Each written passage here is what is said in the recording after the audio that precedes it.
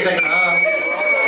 ನೀನ್ ಬರ್ತೀಯ ಅಂತ ಕೇಳಿದ್ರೆ ಬರ್ತಿಲ್ಲ, ಹೆಂಗ್ ಬರ್ತೀಯ ಅಂತ ಕೇಳಿದ್ರ ಬಂದೇ ಬರ್ತೀನಿ.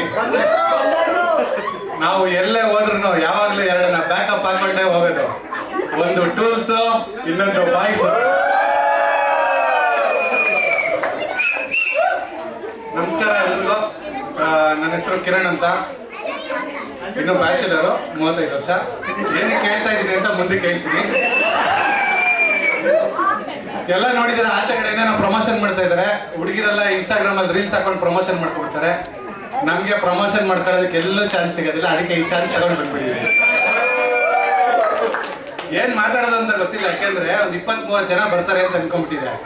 ಆರ್ಗನೈಸರ್ಸ್ ಹಿಂಗೆ 100 ಜನ 150 ಜನ ಸೇರಿಸ್ಬಿಟ್ರೆ ನಾವೇನ್ ಮಾಡೋಣ. ಅದಕ್ಕೆ ನಾನು ಸ್ವಲ್ಪ ಜನ ಬಾಯ್ಸ್ನ ಹಿಂದೆ ಹಾಕೋ ಬಂದಿದ್ದೀನಿ. ಸ್ಟಾರ್ಟ್ ಮಾಡಿದಾಗಲೇ ನಾನು ಹೇಳಿದೆ 35 ವರ್ಷ ಬ್ಯಾಚುಲರ್ ಅಂತ. ಏನಕ್ಕೆ ಅಂತಂದ್ರೆ ಇಲ್ಲಿ ಬಂದು ನಾನು ಆಗ್ಲೇ 1 ವರ್ಷ ಆಯ್ತು. ಮುಂಚೆ 2019ರಲ್ಲಿ ಇದ್ದೆ. ತುಂಬಾ ಜನ ನನ್ನ ಜೊತೆನಲ್ಲಿ ಇದ್ದವರು ಈಗಾಗಲೇ ಮದುವೆ ಆಗ್ಬಿಟ್ಟಿದ್ದಾರೆ. ಹೆಂಗೆ ಅಂತಂದ್ರೆ ಈಗ ನನ್ನ ಹಬ್ಬ ಮದುವೆ ಆಗಿಲ್ಲ, ಅದನ್ನ ನೋಡಿದ್ರೆ ನಾನು ಎಂಜಾಯ್ ಮಾಡ್ತಾ ಇದ್ದೀನಿ. ಮದುವೆ ಆದ್ರೆ ಹೆಂಗಿರುತ್ತೆ, ಮದುವೆ ಆಗಿಲ್ಲ ಎಷ್ಟೊಂದ್ ಜನ ಅನ್ಕೊಂತಿರ್ತಾರೆ ಇಲ್ಲಿ ಈ ನನ್ನ ಮಗ ಬಂದು ಇಲ್ಲಿ ಬಂದು ಹೋದ, ಇಂಡಿಯಾಗೂ ಹೋದ, ಮದುವೆನೇ ಆಗಿಲ್ಲ, ಎಂತ ಅನ್ಲಕ್ಕಿ ಅಂತ. ಆದ್ರೆ ಮದುವೆ ಆಗಿರೋರು ಅರ್ಧ ಜನ ಅನ್ಕೊಂತಿದ್ದಾರೆ ಇವನ್ ಒಬ್ಬನೇ ಲಕ್ಕಿ, 35 ವರ್ಷ ಆದ್ರೆ ಓಡಾಡ್ಕೊಂಡಿದ್ದಾರೆ. ಇನ್ನೊಂದ್ ಸ್ವಲ್ಪ ಜನ ನೋಡಿ ಆ ಕಡೆ ನಗಬೇಕು ಅಂತಿದ್ದಾರೆ, ಪಕ್ಕದಲ್ಲಿ ಅವ್ರ ಹೆಂಡತಿ ಕೂತಿದ್ದಾರೆ.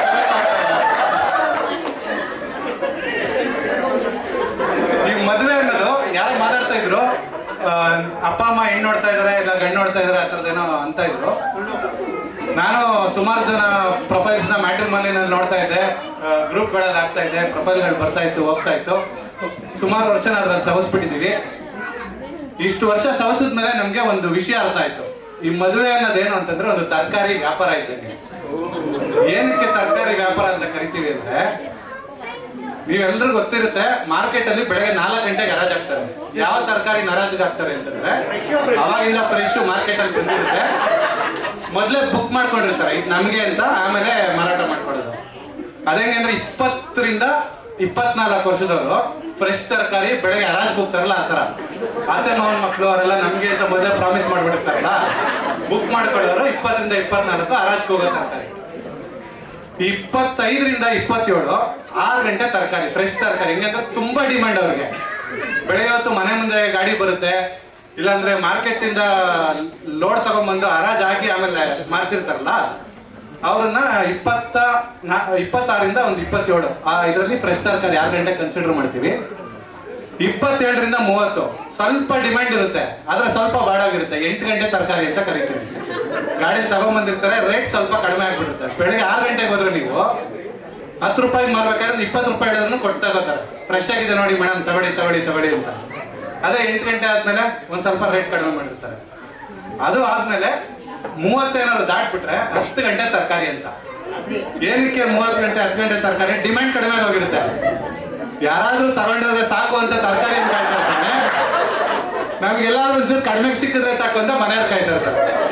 ಅದು ಯಾರು ಹೋಗಿರ್ತಾರೆ, ಫಸ್ಟ್ ಬೆಳಗ್ಗೆ 6 ಗಂಟೆಗೆ ಹೆಂಡತಿ ಗಂಡ ಹೇಳ್ತಿರ್ತಾರೆ ನನ್ಗೆ ಇದೇ ತರ ತರಕಾರಿ ಬೇಕು, ಇದನ್ನೇ ತಗೊಂಡ್ಬರ್ಬೇಕು ಅಂತ. 10 ಗಂಟೆ ಆದ್ಮೇಲೆ ಹಂಗೆ ಹೇಳೋದಿಲ್ಲ, ಮಾರ್ಕೆಟ್ಗೆ ಹೋಗಿ ಯಾವ್ದು ಸಿಕ್ಕುತ್ತೆ ಅದನ್ನ ತಗೊಂಡ್ಬರ್ಬೇಕು, ಅದನ್ನೇ ಮಾಡ್ತಾರೆ. ಅದೇ ತರ 30 ವರ್ಷದವ್ರು ಬಾಳ್. ಇನ್ನೂ ದಾಟ್ಬಿಟ್ರು ಅಂತ ಇಟ್ಕೊಳ್ಳಿ, 12 ಗಂಟೆ ತರಕಾರಿ. 12 ಗಂಟೆ ತರಕಾರಿ ಏನು ಅಂತಂದ್ರೆ 32-33 ವರ್ಷ ದಾಟ್ಬಿಟ್ರೆ 12 ಗಂಟೆ ತರಕಾರಿ.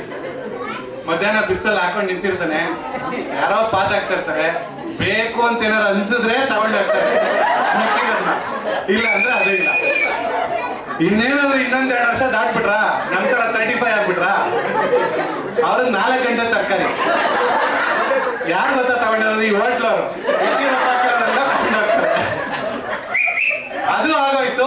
ನಾವ್ ಆಗ್ಲೂ ಮಾರಾಟ ಮಾಡೋದಿಲ್ಲ, ನಮ್ಗೆ ಡಿಮ್ಯಾಂಡ್ ಇದೆ ಅಂತ ಕುತ್ಕೊಂಡ್ರೆ ನೆಕ್ಸ್ಟ್ ಕಾರ್ಪೊರೇಷನ್ ತರಕಾರಿ ಬರ್ತಾರೆ, ತಗೊಂಡು ಹೋಗ್ತಾ ಇರ್ತಾರೆ.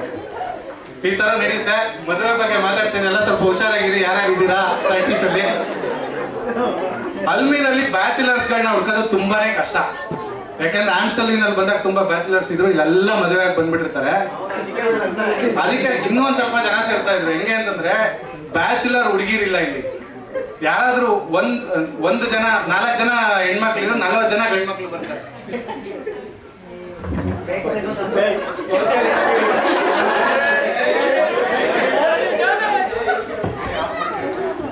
ಈಗ ನೋಡಿ, ಈ ಇಡೀ ಏರಿಯಾಗ ಒಬ್ರು ಕಾಣಿಸ್ತಾ ಇದಾರೆ, ಆಂಕರ್ ಒಬ್ರು ಬ್ಯಾಚುಲರ್, ಆಲ್ರೆಡಿ ಒಬ್ಬ ಕಾಳತ್ರ ನಿಮ್ ಮೈಕ್ ಆ ತರ ಆಗ್ತಾ ಇರುತ್ತೆ. ಸೊ ನಮ್ಗೆ ಏನಂತಂದ್ರೆ ಬ್ಯಾಚುಲರ್ ಅಲ್ವಾ, ಬ್ಯಾಚುಲರ್ ಲೈಫ್ ನೋಡ್ತಾ ಇದ್ದೀವಿ. ಮದುವೆ ಆಗಿರೋರೆಲ್ಲ ಹೆಂಗೆ ಅಂತಂದ್ರೆ ನಮ್ಮ ಜೊತೆಲಿ ತುಂಬಾ ಓಡಾಡ್ತಿದ್ದವರು ಮದುವೆ ಬಿಸಿ ಇಟ್ಬಿಟ್ಟಿರ್ತಾರೆ, ಯಾವಾಗಲೂ ಹೇಳ್ತಿರ್ತಾರೆ ನಾನು ತುಂಬಾ ಬಿಸಿ, ವಾರಕ್ಕೆ ಒಂದ್ ದಿವಸ ಕ್ರಿಕೆಟ್ ಆಡಕ್ ಸಿಗ್ತಿರ್ತಾರೆ. ನಾನು ಹಿಂಗೆ ಓಡಾಡ್ಕೊಂಡು ಒಂದ್ಸಲ ಪೆಟ್ರೋಲ್ ಬಂಕ್ ಹತ್ರ ನಿಂತಿದ್ದೆ, ಮತ್ತೆ ಇಲ್ಲಿ ಹೊರಗಡೆ ಎಲ್ಲ ನಿಂತಿರ್ತಾರೆ, ಏನೋ ಬಿಸಿ ಅಂತಿದ್ದೆ, ಇಲ್ಲೇ ನಿಂತಿದ್ಯಾ ಅಂತ ಕೇಳಿದ್ರೆ ನನ್ನ ಹೆಂಡತಿ ಮಕ್ಳು ಏನೋ ಅಟೆಂಡ್ ಮಾಡ್ತಾರಪ್ಪ, ನಾನು ಇಲ್ಲಿ ಆಚೆ ಕಾಯ್ತಾ ಇದ್ದೀನಿ ಅಂತ. ಏನ್ ಮಾಡ್ತಿರ್ತಾರೆ ಬಿಸಿ ಅಂತಂದ್ರೆ ಟ್ರಾಫಿಕ್ ಪಿಕಪ್ ಮಾಡ್ಕೊಂಡು ನಿಂತಿರ್ತಾರೆ ಪಾಪ, ಮದುವೆ ಆಗ್ಬಿಟ್ಟು. ನಮ್ಗೆ ಬ್ಯಾಚುಲರ್ಗಳಿಗೆ ಸ್ವಲ್ಪ ಕಷ್ಟ ಇರುತ್ತೆ. ಏನಂತಂದ್ರೆ ಅಡಿಗೆ ಮಾಡ್ಬೇಕು, ಪಾತ್ರೆ ತೊಳಿಬೇಕು, ಮನೇಲಿ ಹೇಳ್ತಿರ್ತಾರೆ ನೀನೇ ಅಡಿಗೆ ಮಾಡ್ಕೋಬೇಕು, ನೀನೇ ಪಾತ್ರೆ ತೊಳಿಬೇಕು, ಮದುವೆ ಆಗ್ಬಿಡು ಅಂತ. ನಾನು ಹಂಗೆ ಅನ್ಕೊಂಡು ನನ್ನ ಫ್ರೆಂಡ್ಸ್ ಎಲ್ಲ ಆಗ್ಬಿಟ್ಟಿದ್ದಾರೆ ನೋಡೋಣ ಅಂತ, ನೋಡಿದ್ರೆ ಎಕ್ಸ್ಟ್ರಾ ಪಾತ್ರೆ ತೊಳಿತಾರೆ. ಅದಕ್ಕೆ ನಾನು ಬೇಡ ಅಂತ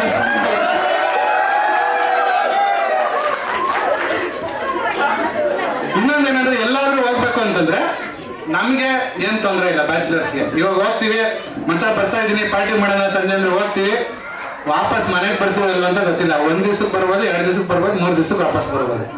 ಮದುವೆ ಆಗಿರೋರು ಹಂಗಲ್ಲ, ಚೈನ್ ಕಟ್ಟಿ ಬಿಟ್ಟಿರ್ತಾರೆ, ಬರ್ತಾರೆ ನಾನು ಬರ್ತೀನಿ ಅಂತ ಬರ್ತಾರೆ. 8 ಗಂಟೆಗೆ ಫೋನ್ ಬಂದಿದ್ದ ತಕ್ಷಣ ಓಡಾಡ್ತಿರ್ತಾರೆ. ಅಲ್ಲಿ ಮನೇಲಿ ಬಟನ್ ಇಟ್ಟಿರ್ತಾರಲ್ಲ ಫೋನ್, ಆ ಥರ.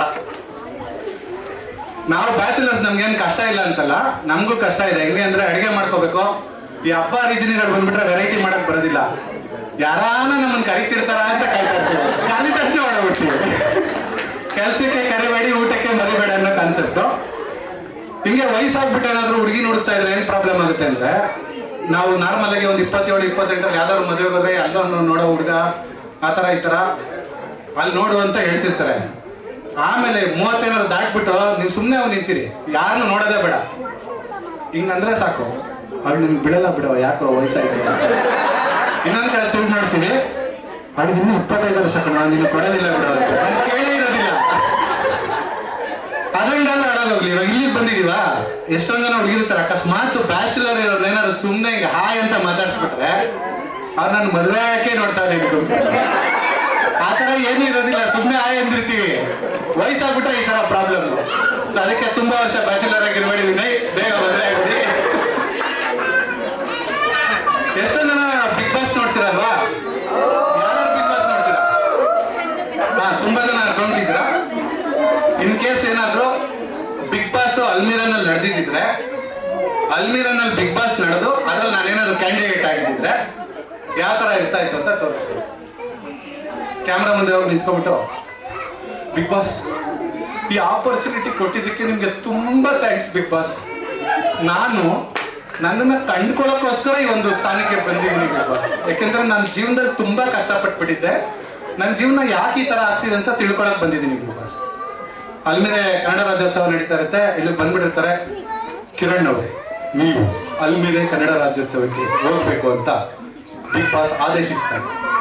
ಇಲ್ಲಿ ಬಂದು ನಿಂತ್ಕೊಂಡು, ಬಿಗ್ ಬಾಸ್ ನನಗೆ ಹೆಂಗ್ ಅನ್ನಿಸ್ತಿದೆ ಅಂದ್ರೆ ಬಿಗ್ ಬಾಸ್, ಇದೇ ಫಸ್ಟ್ ಟೈಮು ನಾನು ನಮ್ಮ ಕರ್ನಾಟಕ ಬಿಟ್ಟು ಹೊರಗಡೆ ರಾಜ್ಯೋತ್ಸವ ಆಚರಿಸ್ತಾ ಇರೋದು ಬಿಗ್ ಬಾಸ್.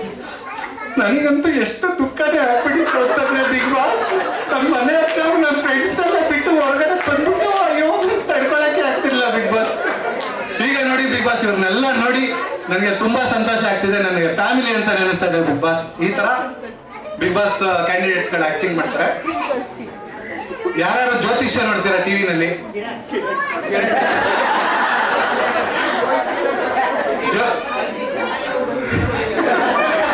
ಜ್ಯೋತಿಷ್ಯನ 2 ತರ ಹೇಳ್ಬೋದು. ಹೆಂಗೆ ಅಂದ್ರೆ ಒಂದು ಪ್ರೊಫೆಷನಲ್, ಇನ್ನೊಂದು ಗಿಣಿಶಾಸ್ತ್ರದವರು. ಇಬ್ರನ್ನ ಹೇಳಿದ್ರೆ ಯಾವ ತರ ಹೇಳ್ತಾರೆ ಅಂತ ತೋರಿಸ್ತೀನಿ. ಪ್ರೊಫೆಷನಲ್ ಜ್ಯೋತಿಷಿಗಳು ಟಿವಿನಲ್ಲಿ ಇದ್ರೆ ಯಾರಾದ್ರೂ ಒಬ್ರು ಏನಾದ್ರು ಒಂದು ರ್ಯಾಂಡಮ್ ಕ್ವಶನ್ ಕೇಳಿ, ನಿಮ್ಮ ಹೆಸರು ಜ್ಯೋತಿ ಅಂತ, ನಿಮ್ಮ ಹೆಸರು ನಕ್ಷತ್ರ ಹೇಳ್ತೀರಾ? ಮೇಷರಾಶಿ ಭರಣಿ ನಕ್ಷತ್ರ.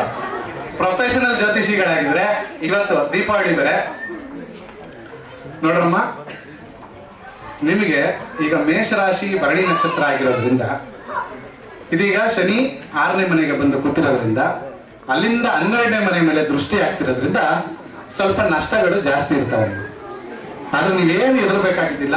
ನಾವು ಜ್ಯೋತಿಷಿಗಳು ಯಾರನ್ನು ಎದುರಿಸಿಕೊಳ್ಳೋಗೋಸ್ಕರದಿಲ್ಲ, ಟಿವಿ ಮುಂದೆ ಕೂತಿರೋದಿಲ್ಲ, ನಿಮ್ಗೆ ಧೈರ್ಯ ತುಂಬೋದಕ್ಕೋಸ್ಕರ ನಾವು ಕೂತಿರ್ತೀವಿ. ಏನಂದ್ರೆ ಬೆಳಗ್ಗೆ ಎದ್ದು ಪ್ರತಿ ದಿವಸ ಲಕ್ಷ್ಮೀ ಪ್ರಾರ್ಥನೆ ಮಾಡಿ ಯಾವುದೇ ನಷ್ಟಗಳು ಆಗದೆ ಇರೋ ತರ